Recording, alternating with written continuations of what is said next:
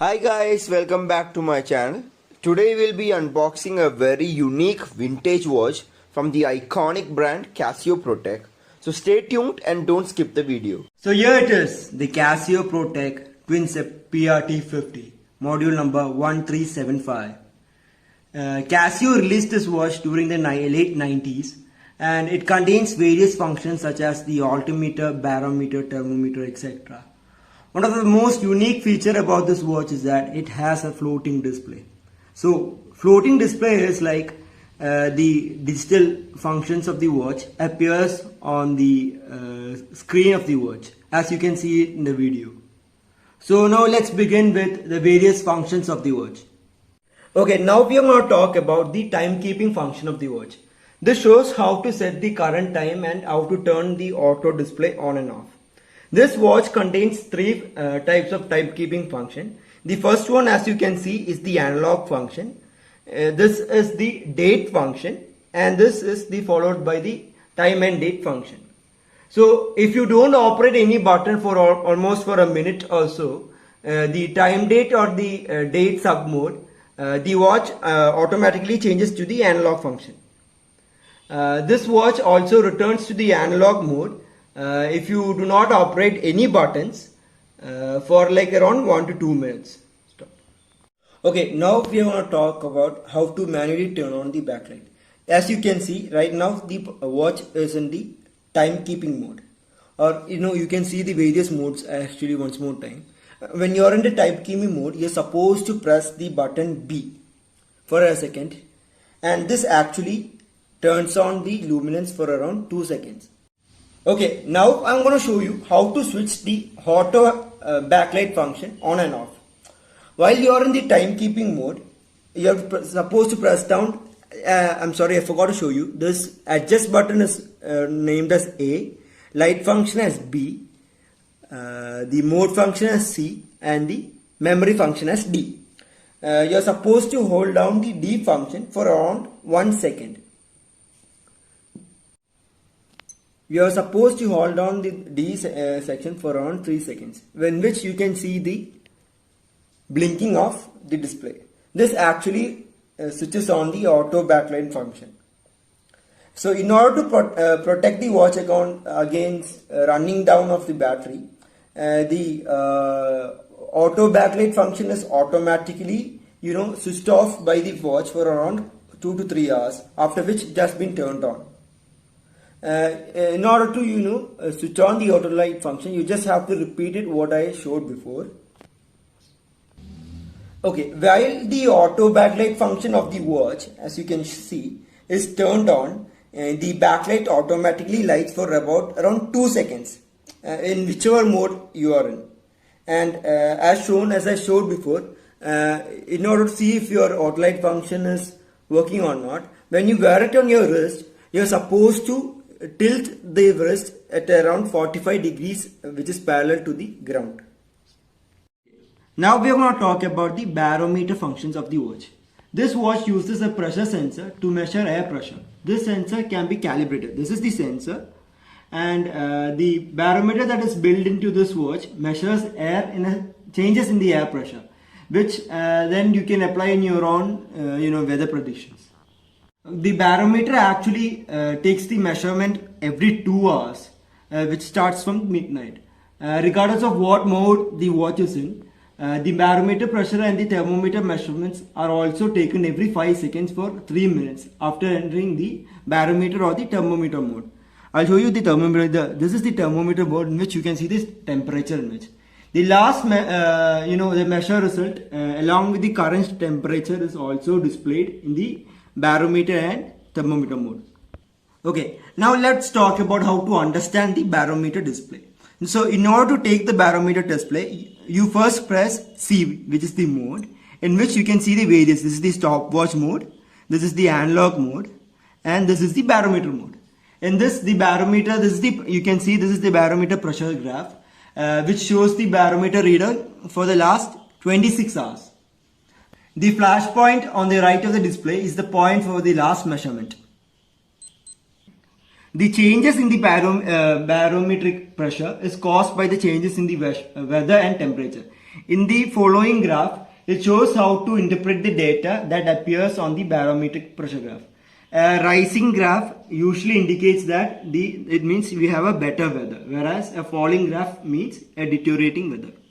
Okay, now we are going to talk about the altimeter functions. This is the altimeter function. A built-in altimeter uses a pressure sensor to detect the current air pressure, which is then used to estimate the current altitude in accordance with the ISA. ISA stands for International Standard Atmosphere values for. Now we are going to talk about the altimeter functions.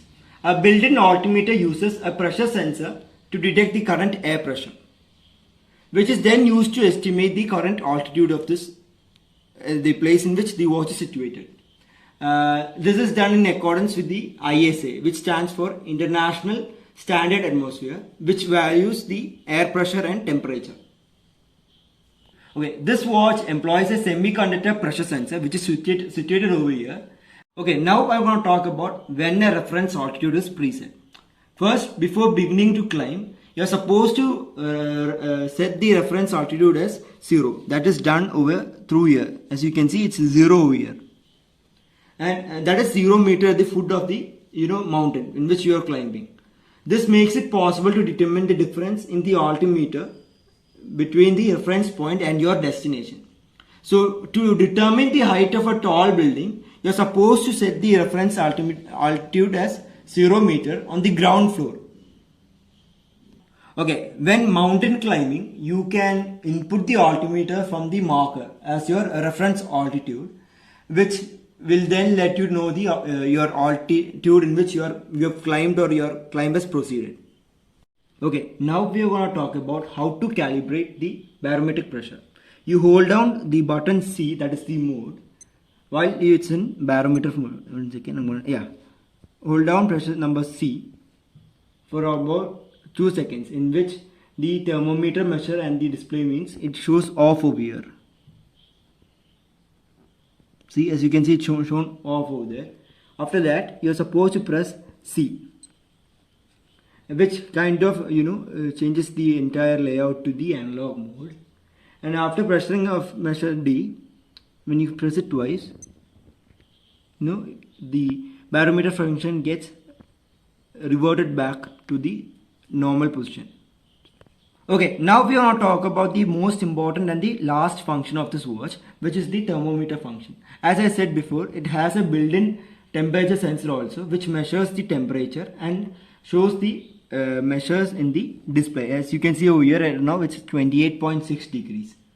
So one of the most important issue faced in while measuring the temperature is you're not supposed to measure the temperature while you're wearing the watch in your wrist. This is because your body temperature can affect the temperature reading of the watch.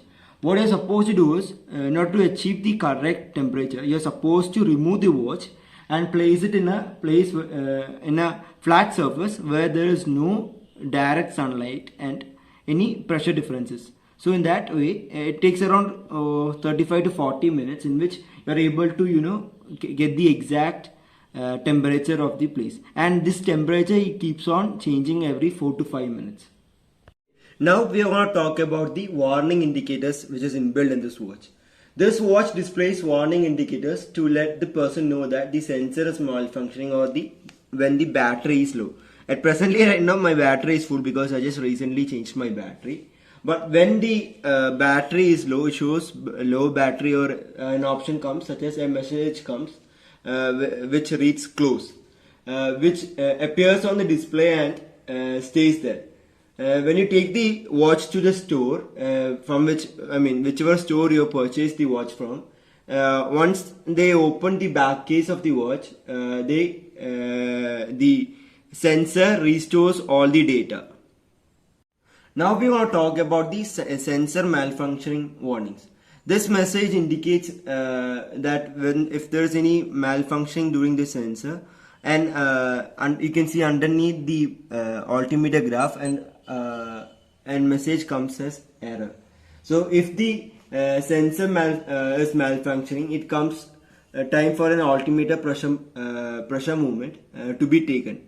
If the sensor is malfunctioning, or when it comes to the time for a barometric pressure, and when the measurement is taken, and if the sensor is faulty, you can see there will be no graph. Instead there will be 4 dashes, and on which a message such as error code will be displayed below. So when that happens, it means that the sensor is malfunctioning, and you're supposed to take the watch to the nearest Casio authorized service center as soon as possible. Now we're going to talk about the low battery warnings. This message indicates that when the battery is low or dead, a battery, an icon or a written format battery comes below the barometer graph. So that basically means your battery is low and it's time for you to replace the battery. Okay, when the battery power is low, a message wait also happens in below the graph. This is because the watch is either storing the data or restoring the data from EEPROM. So all the buttons of the watch are displayed while the wait message is shown in the display. So as I said before, when a statement such as wait appears on the display of the watch, and if it remains there for a long period of time, it means that you have to replace the battery as soon as possible. Okay, so one other way of knowing your battery is low is when you see any changes in the timekeeping, or when you set the time after a few hours something, if there's a mismatch in the time, it also means that your battery is running low and you're supposed to replace the battery.